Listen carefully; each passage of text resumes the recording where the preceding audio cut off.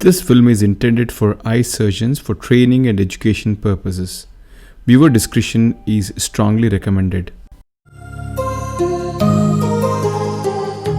This video is like a demo guide for the beginner surgeon who would want to learn the 4-quadrant divide and conquer, which is the classical technique.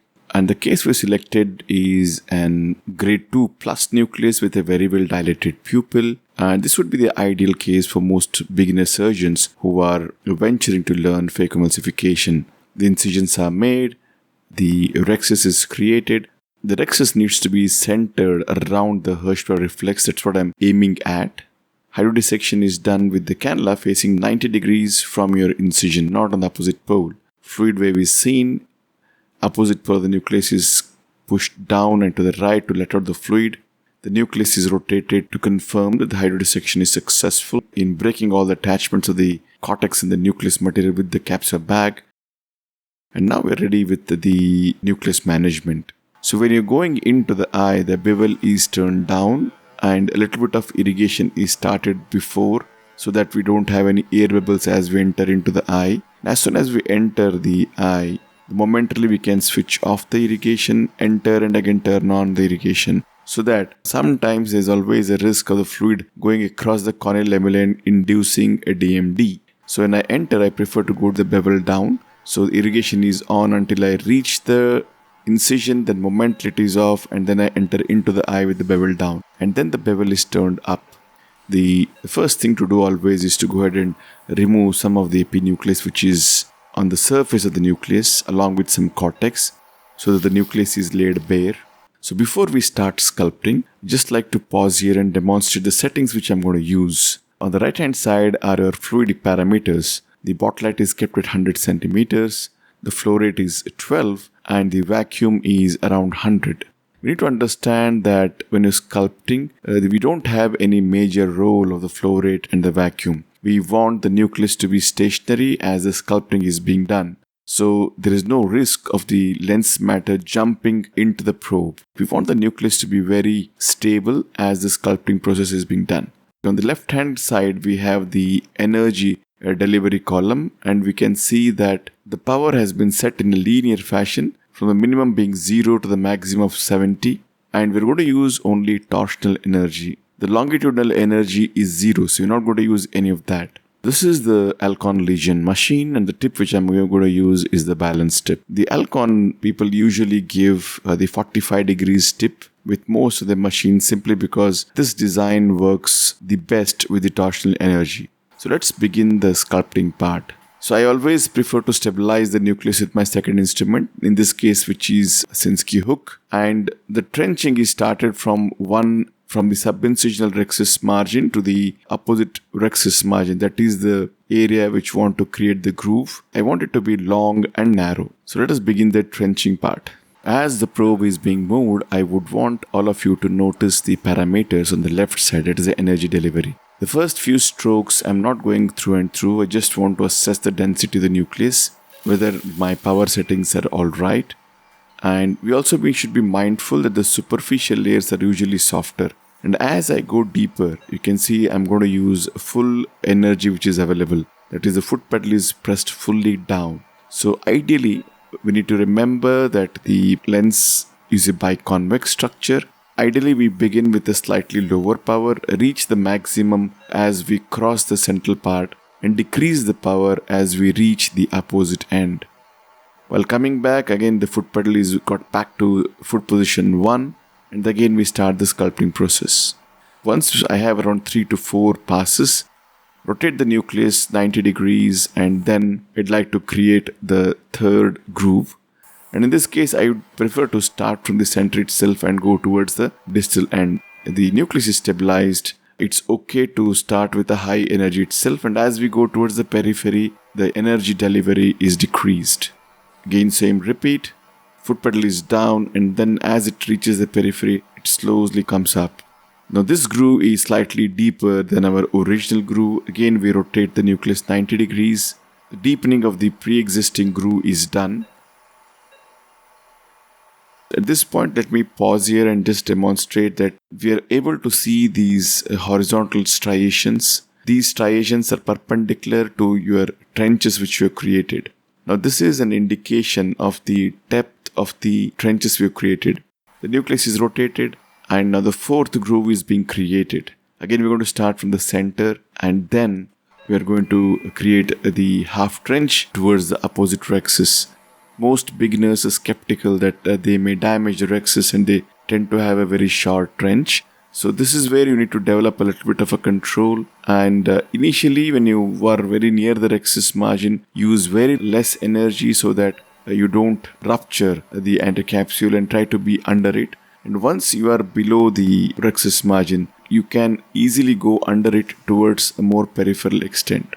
See, in a softer cataracts, it is not mandatory to go to the peripheral part, but maybe in a denser cataract, we may have to have a slightly longer trenches.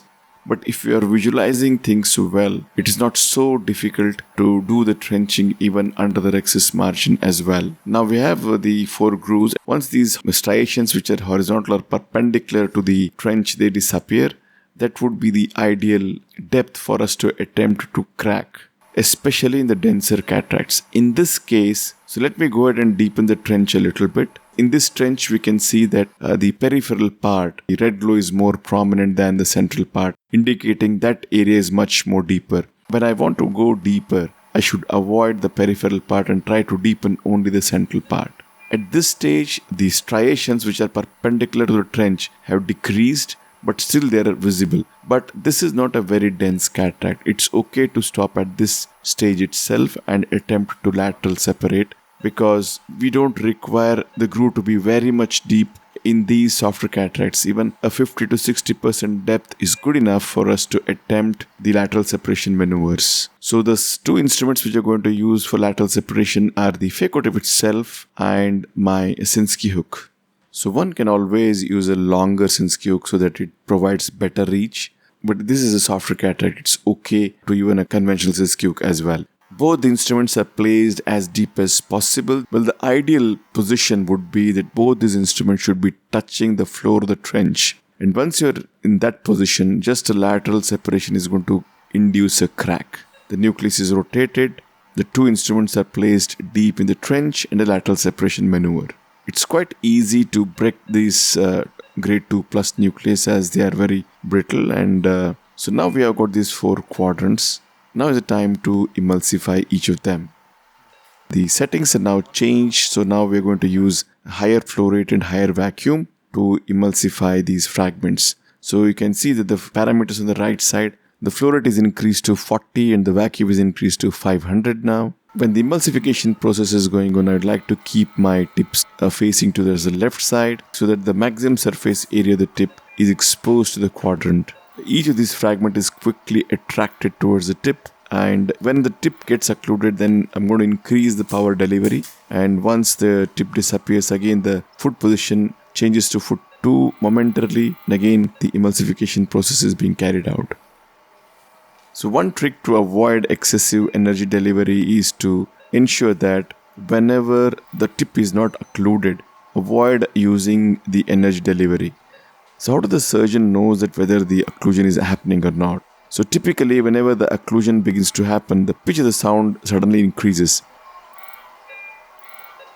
So when you're hearing a high-pitched sound from the machine, that indicates that we are nearing occlusion or the occlusion is improving. That's the time we should kick in the energy. And once the pitch lowers down, again we can decrease the energy, wait for the tip to get occluded, and then increase the delivery as soon as the pitch increases. This is the auditory signal which our brain has to interpret, and accordingly our foot has to be controlling the movements. So there's no epinucleus left, and the cortex needs to be aspirated out using the bimanual I&A.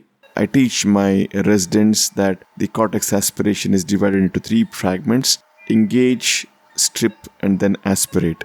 So while engaging and stripping, you're using minimal vacuum, and the cortex is stripped to the central portion, which is the safest zone. And then you're going to increase the vacuum so that the cortex is aspirated easily.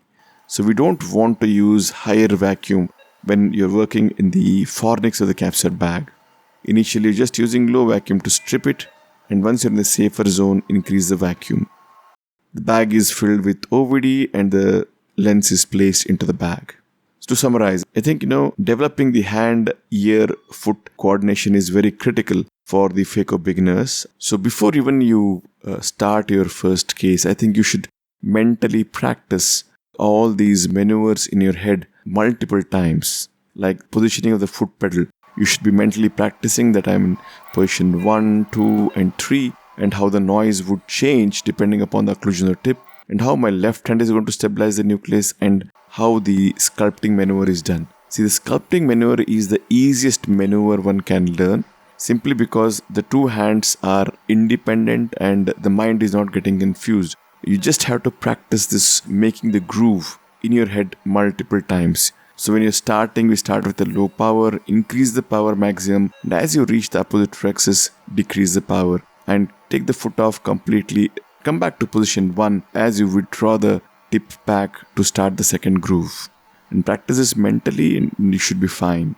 And number 2 point would be always try to be mindful of these striations which are perpendicular to your trench. They are the indirect guide for us to assess the depth.